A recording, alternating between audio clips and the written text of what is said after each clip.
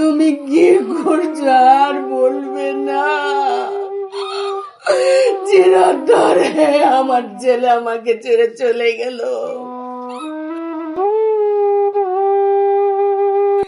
বাবা মাই জানে তার সন্তান হারায় গেলে তার কি ব্যথা, কি কষ্ট। আমার সন্তান আমার কাছে আমার বন্ধু ছিল, বুকের জড়ায় ধরে ভালো মন্দ আইসা বলতাম, আম্মু আর জানো এই করছি, এই হয়েছে, আম্মু আমি না এই পথে আগাইতেছি, আম্মু ব্যাপার জিনিসটা দেখো তো কেমন হবে, বাবা ভালো হবে, তুমি করো। আমাদের সন্তানদেরকে আমরা ওইভাবে মানুষ করি নাই যাতে সন্তানরা দুঃখ সুখ ভালো বলতে পারে মা বাবার কাছে, বিশেষ করে মার কাছে। সেভাবে মানুষ করেছি। আজ আমার সন্তান কোথায়? কালকে যখন রাত্রে রেখে আসি মনে হইতেছিল আমি আমার সন্তানের সাথে এখানে শুয়ে যাই আর ঘরে না ফিরি। রাত 12টা 12:30টার সময় আমি রাত ভরে ঘুমাসি না, রাত ভরে আমি শুয়ে শুয়ে তসবিহ টানি। রাত 12টায় 1টার সময় আমার ছেলে এসে ডাকে, আম্মু ঘুম আসছো? বাবা ঘুমাসি নাই, কিছু বলবা? পাশে একটু শুয়ে টুকটাক কথাবার্তা বলে। আমাকে আর কে ডাকবে? আমার তো ছেলে আমার বন্ধু তো চলে গেল, আমাকে আর ডাকবেন না। আম্মু তুমি কি করছো আর বলবে না? চিরতরে আমার ছেলে আমাকে ছেড়ে চলে গেল। কেন এত বড় শাস্তি? আল্লাহ হে মাওলা, আমি আর সইতে পারি না।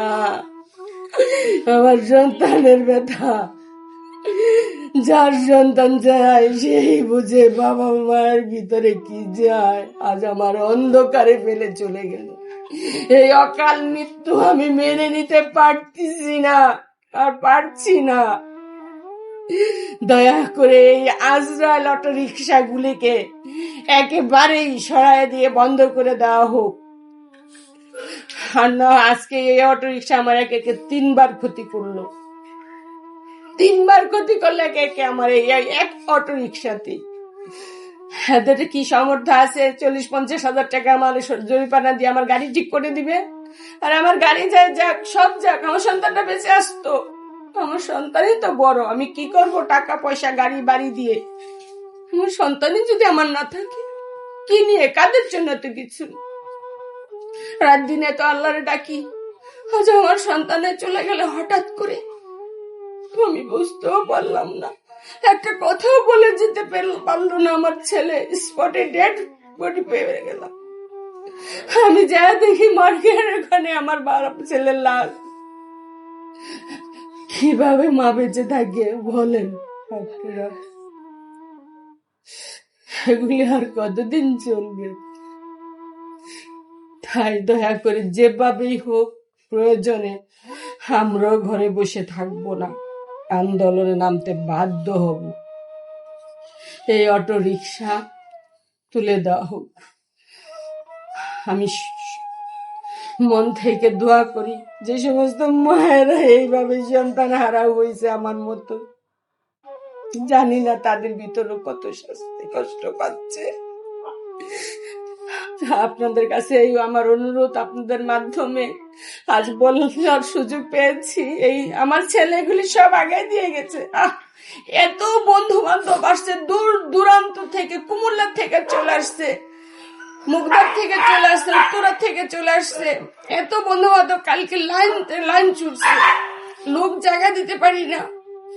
মানুষ এলাকাবাসী সমস্ত চোখে পানি আর আফসোসে। এত ভালো ছেলে আমার ওদের এলাকায় আর হয় না। কর্তৃবৃন্দের সাথে এইটুকুই বলবে, যত তাড়াতাড়ি সম্ভব এই অটোরিকশা তুলে দেওয়া হোক, গুরুত্বতার সাথে যেন এই দুঃখিনী মায়ের ফরিয়াদটা সবার কাছে পৌঁছে যায়।